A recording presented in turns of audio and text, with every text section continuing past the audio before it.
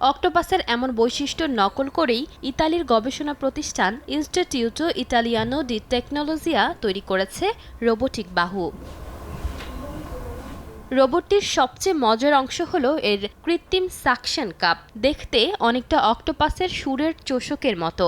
কোনো বস্তুকে স্পর্শ করলেই সাকশন কাপের ভেতরে সেন্সর বুঝে ফেলে কতটা জোরে চাপ লাগছে এবং কোন দিক থেকে সেই চাপ আসছে। তাই রোবটটি শুধু ধরেই না, স্পর্শটাকেও অনুভব করতে পারে। আমরা অক্টোপাস থেকে অনুপ্রাণিত হয়ে একটি সফট রোবোটিক আর্ম তৈরি করেছি। রোবটটি খুবই নরম এবং অভিযোজনক্ষম, ঠিক প্রাকৃতিক ব্যবস্থার মতো। এটি খুবই সংকীর্ণ জায়গাতেও মানিয়ে নিতে পারে।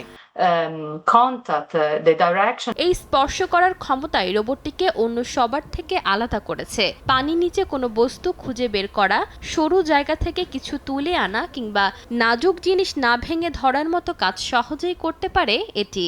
গবেষকদের ভাষায় রোবটটি পরিবেশের সঙ্গে নিজেকে মানিয়ে নিতে পারে অনেকটাই অক্টোপাসের মতো।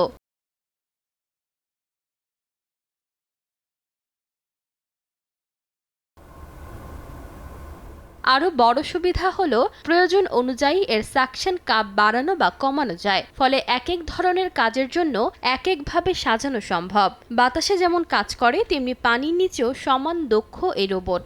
তাই উদ্ধার অভিযান থেকে শুরু করে সামুদ্রিক গবেষণা বিভিন্ন ক্ষেত্রেই ব্যবহার হতে পারে এই রোবট অক্টোপাস। বিজ্ঞানীরা এখন আরও উন্নত সংস্করণ তৈরির চেষ্টা করছেন। তাদের আশা, ভবিষ্যতে মানুষের মতো রোবটের হাতেও এই প্রযুক্তি ব্যবহার করা যাবে। তখন ভেজা বা কঠিন পরিবেশেও রোবট আরও দক্ষভাবে কাজ করতে পারবে। ঈশিতা আক্তার, সময় সংবাদ।